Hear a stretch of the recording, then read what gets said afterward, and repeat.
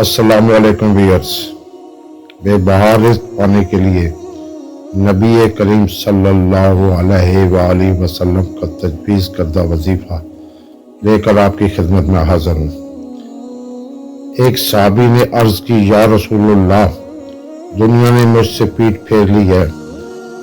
تو آپ نے فرمایا، کیا وہ تسبیح تمہیں یاد نہیں جو تسبیح فرشتوں اور مخلوق کی ہے، جس کی برکت سے روزی دی جاتی ہے؟